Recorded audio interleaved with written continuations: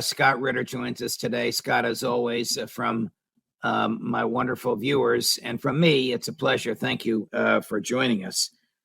Let's begin.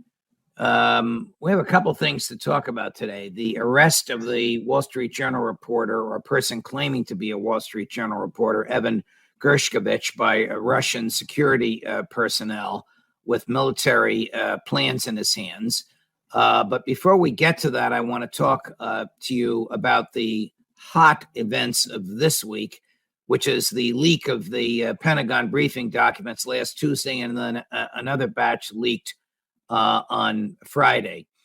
What is your view about how something like that can get out into the public domain? And do you believe that these are authentic government documents? Well, I'll start by saying I believe these are authentic government documents. I'm familiar with the classification markings on the documents, and I've examined the documents, and there's no reason to believe that the contents of these documents are, by and large, the original contents. There's some speculation as to some of the data may have been altered at some point in time relating to casualty figures, but these are what they appear to be, in my opinion. Very highly classified, highly sensitive briefing documents prepared by the Joint Chiefs of Staff's staff for use by Mark Miley, the chairman of the Joint Chiefs of Staff. How could they make their way onto public websites? How could a human being have accomplished this? Well, it looks like that they were folded up and smuggled out of the briefing room. I mean, these are documents that would have been extremely closely held. A limited number of these documents would have been produced, and these documents should have all been accounted for. So somebody obviously, instead of destroying his copy or her copy, folded them up and carried them out, and then took photographs of the documents, and they found their way onto the internet. Do you before we get into what they reveal, do you put credibility into the revelations contained in these documents? I think I always put it this way. First of all, having been in the intelligence business, just because the document has top secret code word on it doesn't mean that the contents are worth anything. I mean, it's still analysis, it's still intelligence information, it's an imperfect art. And so just because the documents are classified doesn't mean that the information contained therein is accurate or sound. Now, I do believe that the information that's in these documents is information that was assembled to brief the chairman of the Joint Chiefs of Staff. So among other revelations in the document is something you talked about. I don't remember if you used these numbers. The numbers are startling. And that is the kill ratio, 7-1. As I understand that, it would mean that the Russians kill 7 Ukrainian soldiers or military forces for every 1 Russian that the Ukrainians kill. If that number is true, do the math. How much longer can this last? A 7-1 kill ratio is an unsustainable kill ratio, especially when the 7 is to the nation with a smaller population. And smaller, defense base. Russia is a bigger country, has more defense production capacity, and so a 7-1 kill ratio, where the Russians are killing 7 Ukrainians to 1 Russian, is just an unsustainable ratio. This war can't last much longer. I mean, this is a slaughter, or as one of our writers, one of our commenters, the people that email us during the show, said, a turkey shoot. I mean, this is just an overwhelming imbalance, is it not? It is. I mean, during World War II and some of the large-scale fighting that took place on Europe, the victor, you generally see a 1 to 1.2, 1 to 1.3 kill ratio. So the victor's winning on the margins, meaning that they're grinding them down, and then in the end, they happen to kill a fraction more than they're being killed, and so they achieve an advantage. A 7-1 advantage is just mind-boggling. Okay. And remember that's done with the Russians primarily on the defensive. So, right. All right. So hold that 7-1 for a minute. We'll come back to it. I want you to comment on language in these documents which said that the Ukraine war, or the Ukraine air defenses are so degraded that they will be down to nothing or worth zero by the end of May. Is that credible? Extraordinarily credible. I mean, there's only a finite, set of equipment available to anybody. I mean, no one. Again, I go back. We've talked about this before. General Cavoli, the commander of U.S. forces, said that the scope and scale of the violence is beyond imagination. Anything that NATO could have imagined. No one prepares for this kind of war except Russia. They're the only ones who have stockpiled this equipment, etc.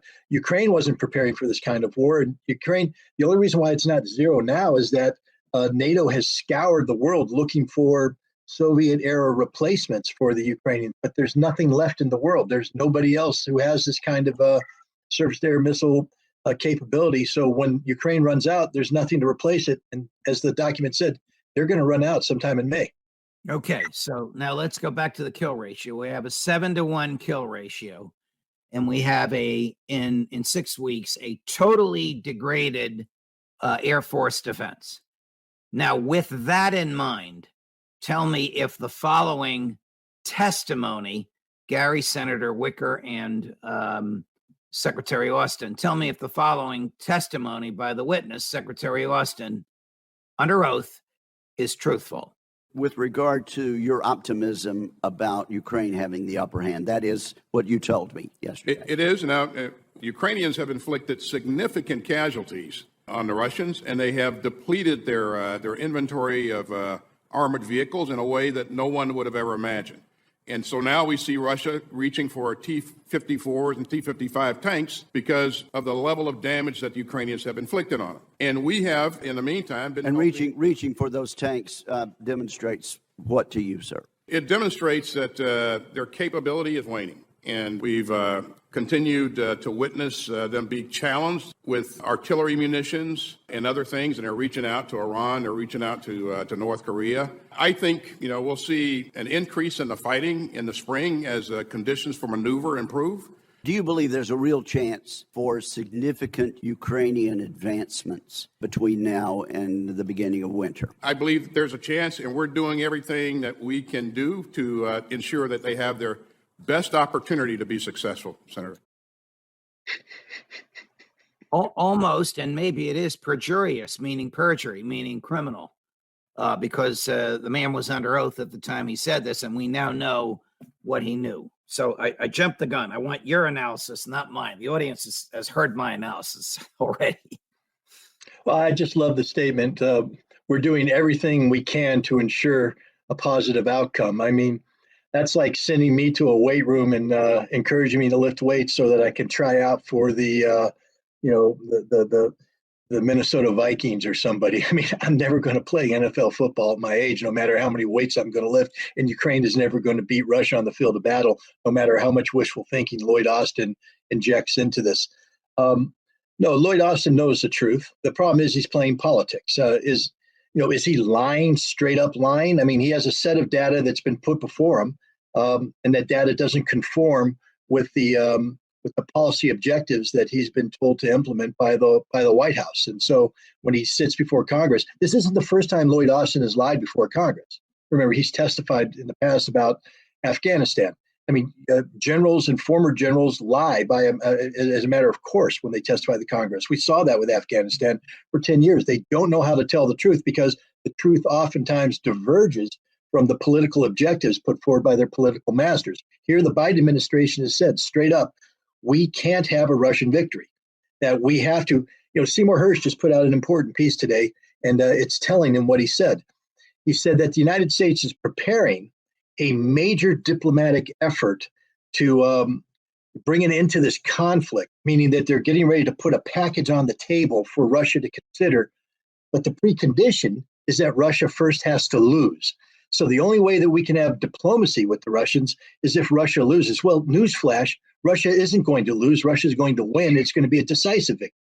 So, Scott, what off-ramp now we may have to veer into national politics. You're welcome to do so. What off-ramp has Joe Biden, or have Joe Biden and Tony Blinken and Lloyd Austin constructed for themselves. What credible off-ramp is there for the United States to get out of this?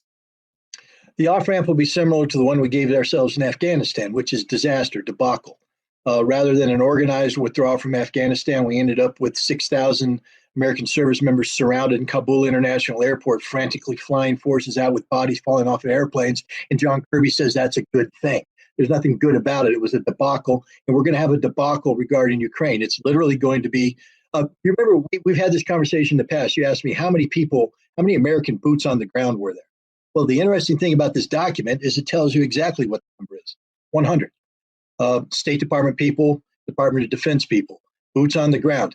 There's going to be a scramble to get them out, to get any Americans who are serving out. I mean, the bottom line is the Ukrainians are going to collapse. They may try some sort of counteroffensive. It will not succeed. It will be destroyed. And when there's nothing left to prop them up, the Russians will begin a major push. And I've said it before, and I'll say it again. This war is over by the end of summer, early fall. The documents also say that there are about 50 British special forces on the ground. The United States has not denied its special forces. It claims they're confined to the embassy in Kyiv. If you think special forces are going to live in the basement of the embassy, I think that's fanciful. But the British Minister of Defense has denied that the Brits are there, which means they probably are. Do you have any idea who the person is, not by name, but by job description, who would have released these documents? And do you have any feeling about whether more is coming? These came out in 2 tranches, last Tuesday and then on Good Friday. Well, I mean, the evidence suggests that it was somebody who was physically present when the briefing documents were either prepared or briefed. It's somebody who extricated them from the Pentagon, from the Joint Chiefs of Staff, by folding them up and sticking them in their uniform, smuggling them out. So it's somebody who, I mean, frankly speaks, probably going to get caught. I don't see how they avoid getting caught here. And I know this is a little bit of ad-libbing, but they should be caught. And the reason why I say that is, yes, I believe in sunlight as much as anybody, but there were important intelligence sources and methods that were compromised by this. That those documents had classification markings that indicated that some of that information came from national technical means, satellites. And if the Russians are as good as I think they are, and they're as good as at least I am, I can look at that document and tell you exactly where it came from, which means I can shut it down. And that means the Russians are. So this harmed national security. I know it was meant to help engender a debate, but it harmed national security. Is it likely this person is of the same ideological view of war as you and McGregor and I and everybody watching us now, which is that this is a useless, wasteful, counterproductive thing for Americans to do? In other words, this isn't a person that hates the government. This is an Edward Snowden who wants to reveal that the government is doing something wrong. Well, I think this is somebody who watched Lloyd Austin and others give their public pronouncements and realized that the basis of those pronouncements was a lie. And therefore, they sought to publish the documents that would show that the public pronouncements of the Biden administration are formulated on a lie. And I understand where their heart's coming from, and I am sympathetic to them. I just have a problem when you release information that puts intelligence sources and methods at risk, because at the end of the day, our national security, it's not about defending bad policy. It's about making sure that our intelligence community can collect the information they need to advise the president on critical issues around the world.